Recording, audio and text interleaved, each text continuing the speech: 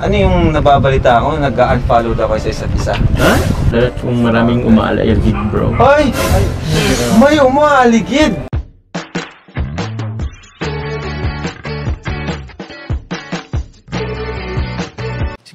Si Kuya Jens, ano yun, reactor natin yan.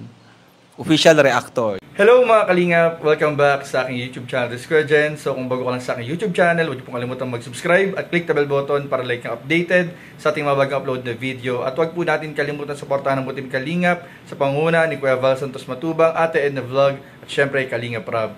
At pakisuportahan din po ang aming mga kasamahan sa Butim Kalingap. Nandyan po ang K-Boys, Kalingap Partner, Kalingap Reactor, at lahat po ng charity vloggers sa buong Pilipinas sa tumutulong sa mga kababayan natin na lahat may hirap. Suportahan po natin lahat, guys. At ngayong araw nga mga kalingap ay hindi pa po natatapos ang ating pagbibigay ng reaction video sa nakaraang part 95 ng Tambalang Jongkar, dahil meron na lang po tayong mga kalingap scenes ng part 95 ng Jongkar kung saan po ating bibigyan ng reaction at kokomentan po natin mga kalingap. At dito nga po mga kalingap ay nasagot po masagot po o nasagot po mga kalingap yung mga issue nung nakaraang araw po na ating nakikita sa social media, na babalitaan sa mga fans na nagkaroon nga daw po ng unfollowan sa kanilang mga social media, si Kalingap Jomar at si Carla. At dito nga mga kalingap ay nilinaw po o nagkaroon po ng paglilinaw kung ano po talaga ang buong nangyari at kung ano na po ang estado ng nangyaring yun mga kalingap. So para mas malaman po natin, mas maunawaan po natin, tara samahan niyo po akong panoorin. Mamaya pag-usapan po natin. 5, 4, 3, 2. Saka may isa pa akong tanong. Ano yung nababalita ko? Nag-unfollow daw kayo sa isa't isa. Ha? Akala nyo, di ako nanonood Akala nyo Alam nyo, kahit di nyo ako nakasama, alam ko yung mga issue na yan. Yeah. So bakit kayo nag-unfollow sa isa't isa? Kinabahan ako dun, nalaman ko yun. Bakit? Iwan ko si Carla. Ha?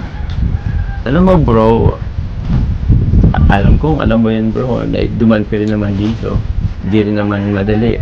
May mga tumpuan, ups and downs, parang sabi mo nga, roller coaster. Pero, yun, bro, ang maragad din naman bro is, inayos din naman namin. Namin na ganun lang yun. Okay. So, talagang nagkakaroon ng mga tampuhan, away, gano'n? Oo, lahat kung maraming umaaligid bro. Ay! May umaaligid! Yes bro. Ewan ko ba bro, minsan di ko rin yung sarili ko, parang sobrang na rin yata akong siloso bro. Di ko rin alam kung bakit ganito na rin ako eh. Medyo, ewan, iba rin sa pakiramdam. Pag-ibig na kaya sana ay Pag-ibig. Pag-ibig bro. Oo. Mukhang tinamaan ka ng malalim Mukhang tinamaan ka talaga ng ayan, ito. Ay, alam mo naman yun bro, nag-aan ka rin naman sa ganyan. Oo naman. Pero parang iba yung sa'yo Iba ba? Parang masyado kang siloso ata, James Parang masyado kang siloso. Siloso ba sila? Ayun na, automatic na. Hindi. Alam ko naman kasi siyempre estudyante, may mga kaibigan din. Oo naman bro. Siyempre di maiwasan yun pag may mga projects, di ba? So normal naman na may makakausap siyang ibang lalaki. Oo naman. Pero di naman ibig sabihin nun is pagpapalit ka na niya. Oo naman. Di ba? Tama Carla? Tama? Yes po. O, di ba? Tanong ko Carla, ito. Pag ba may nakita kang mas pogi kay Papa Joms, Ay! ipagpapalit mo ba siya? Siyempre hindi kuya. Tsaka para sa akin siya na yung pinakapugi. Ay! Ay! Grabe naman! Ulahan na tayo. Joms, naniwala ka Joms? Naniwala ka? Well bro. Ako pa? Hindi, joke lang. Hindi naman. Ibig niya sabihin siguro, imposibleng pagpalit. Ha? Akala ko bro, una, siyempre oo. Akala ko yung parang yung dun sila. Siyempre hindi pa lang.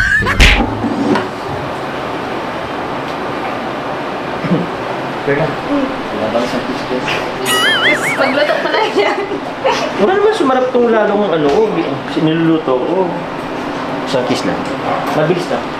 Masarap na yan sigurado. Sino? Luluto ko ako. Ako yata ang sinutukoy mo eh.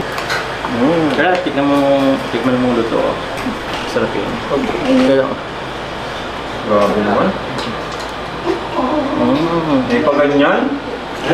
Napapansin na tayo. Walang ginganan, bro. Yes, bro. Balang araw. Kasi sabi ka, bro. Balang araw. So ayun mga Kalingap, at napanood nga po natin yung ilang mga katanungan ni Kalingap Rob sa Tambalang Jump Car po, at ilang mga nangyari po sa part 95 nung kanilang nakaraang vlog po mga Kalingap. At ito nga po, naglista po tayo ng ating mga pag-uusapan ngayon sa reaction video po natin mga Kalingap. Unang-una na po mga Kalingap, kinonfirm po ng Jump Car yung tanong ni Kalingap Rob kung totoo nga ba'y nababalitaan na nagkaroon ng unfollowan o nangyaring pag-unfollow sa kanilang mga social media account. So sabi naman po ni Kalingap Jomar ay hindi naman po naiiwasan sa isang relasyon na minsan ay nagkakaroon ng tampuhan, ayun nga, may selosan pa nga minsan, at yan nga mga Kalingap, nagkakaroon din po ng mga experience na mas magpapatatag po sa kung ano man ang meron sa kanilang dalawa sa ngayon mga Kalingap. At ayun nga po mga Kalingap, pero ang importante, sabi nga ni Kalingap Jomar, ay ang importante po ay okay na po. Okay na po, wala po tayong dapat ipag-alala mga Kalingap. At sabi nga niya, pagsubok lang sa relasyon. Pagsubok sa relasyon, mga tampuhan, selosan, pero naayos din. Yun ang mahalaga. So normal naman po yun, normal po yun mga Kalingap sa mga nagmamahalan, talagang dumadaan po sa, sabi nga, sa parang roller coaster yung love story. So sunod mga Kalingap, so ang naging dahilan din po, nabanggit ni Kalingap Jomar, na isa sa naging dahilan po mga Kalingap ay yung pagiging po niyang seloso. Dahil syempre po mga Kalingap, si Carla po, alam naman natin, napakaganda, napakahinhin, at talagang hindi may iwasan, may mga magka-crush o may umaligid po kay Carla mga Kalingap. At ito nga po, yung ikinakaselos po ni Papa Joms mga Kalingap.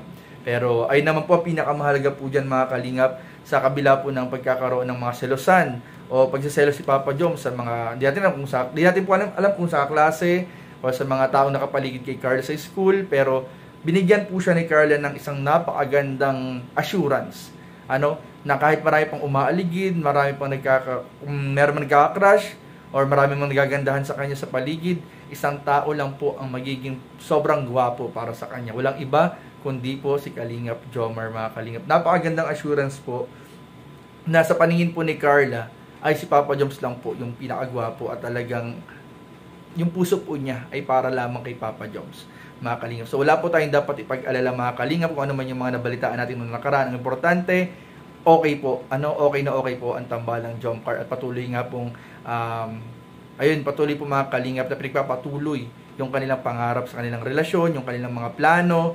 At patuloy lang po natin suportahan mga Kalingap ang Tambalang Jump Car, pati na rin po ang ibang mga love team, Kalingap Angels of Beneficiary.